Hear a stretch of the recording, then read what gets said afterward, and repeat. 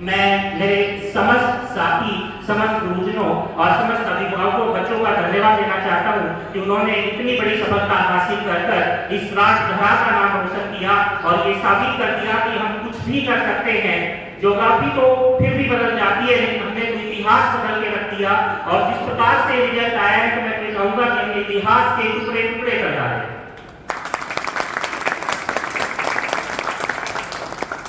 मैं एक छोटी सी कहानी आपसे शेयर करता हूँ।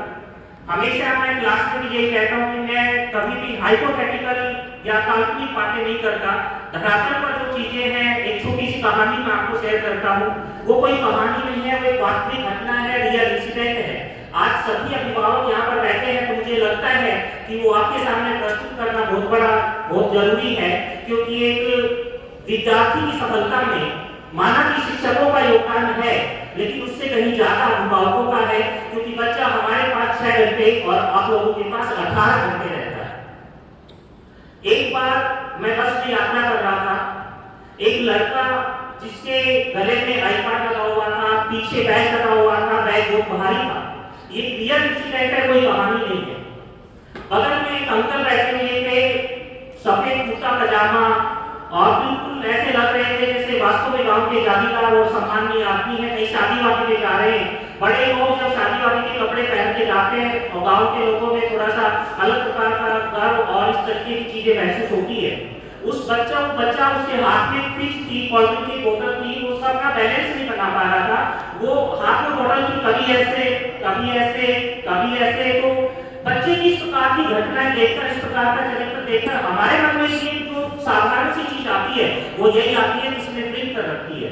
जैसे उस महान पुरुष ने जो वहां पर बैठे हुए थे, सज्जन बैठे हुए थे, उन्होंने देखा कि ये बच्चा इस प्रकार की चीजें कर रहा है, तो मुझे लग रहा है कि इसने ड्रिंक कर रखी है। इसलिए उस सज्जन के मन में उस लड़के के प्रति, उस बच्चे के प्रति बहुत दुर्भावना शायद मन में आ गई होगी और उन्होंने बहुत गुस्से में उसको डांटा।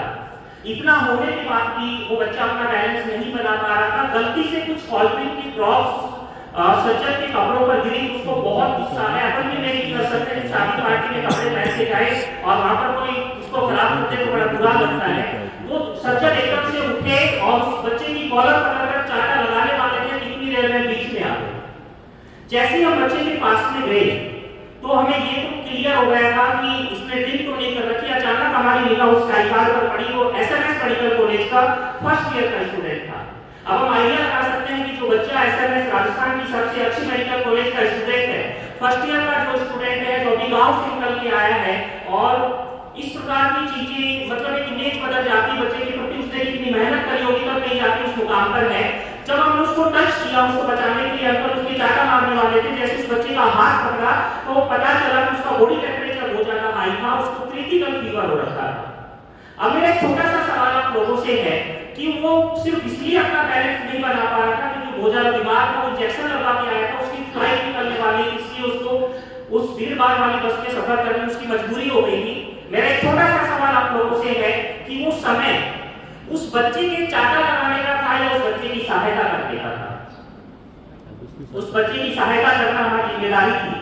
तो जैसे ही ये घटनाक्रम उस सज्जन को क्लियर हुआ तो उनको बहुत रिग्रेट हुआ, बहुत अफसोस हुआ कि शायद मैंने बहुत बड़ा गलत कदम उठाने से अपने आप को बचा लिया। तो इस पूरी घटना से यही बात साबित होती है कि कई बार जब बच्चे का रिजल्ट डाउन चला जाता है, कई बार जब बच्चा हतोत्साहित हो जाता है, बहुत बार ऐसा होता है कि घर में बच्चा ढंग से बोल नहीं पाता, अपनी बातें नहीं बता पाता, कई बार वो उदास रहता है और बहुत अफसोस महसूस करता है। उस समय उसका रिजल्ट खराब आ गया तो हमें एक अभिभावक होने के नाते कई बार मैंने देखा है कि बच्चे उसको तो अभिभावक को डांटते हैं, पीटते हैं, तू गधा है, नालायक है, कुछ नहीं कर सकता। टेस्ट में नंबर आ रहे तो कुछ टीचर्स उसको ये कहते हैं कि तू तो कुछ नहीं कर सकता, तू नालायक है, तू आवारा हो गया। लेकिन मेरा एक निवेदन है कि आप एक बार उस बच्चे की डाउन परफॉर्मेंस अगर आपको दिखती है तो आप उसके पीछे का कारण समझने की कोशिश करिए कि वो क्यों नहीं कर पा रहा। हो सकता है वो बच्चा कुछ टाइम के लिए बीमार हो गया हो सकता है वो पढ़ाई का एक्स्ट्रा स्ट्रेस ले रहा हो सकता है जिस टाइम उसने वो टॉपिक पढ़ा था क्लास में वो एब्सेंट रहा हो, किसी भी कारण से उसका रिजल्ट डाउन चला जा सकता है। सबसे पहले उसका कारण जानकर और उसके पीछे काम करना चाहिए। तो कई बार बच्चे को डांट की नहीं, उसको सपोर्ट की जरूरत होती है।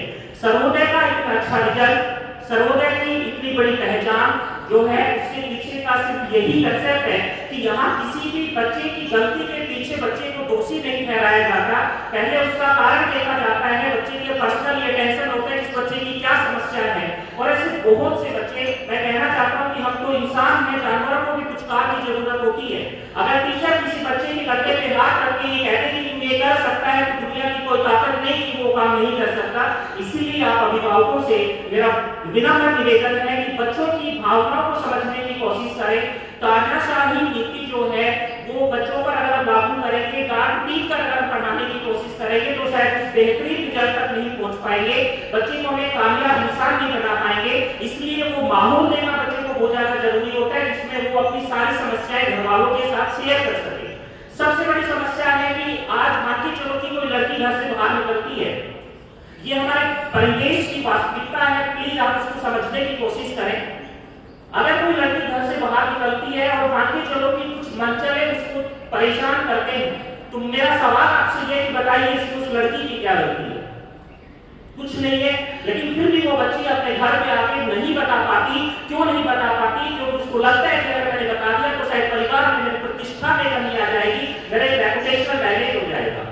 इसीलिए घर का एनवायरनमेंट इतना कम से कम होना चाहिए कि बच्चा अपनी समस्याओं को घर वालों के सामने बता सके, बच्चा अपनी समस्याएं अपने टीचर्स के सामने बता सके। माना कि कुछ समस्याएं टीचर्स को नहीं बताई जा सकती, वो घर वालों को बताई जा सकती है, कुछ समस्याएं घर वालों के सामने नहीं बताई जा सकती, वो टीचर्स को बताई जा सकती है। लेकिन जब भी कोई समस्या हो तो बच्चा अपनी प्रॉब्लम सबके सामने रख सके, कम से कम एक ऐसा वातावरण बच्चे को देना चाहिए, क्योंकि अगर सबका सहयोग होगा तो ही हम बहुत अच्छे रिजल्ट तक पहुंच पाएंगे।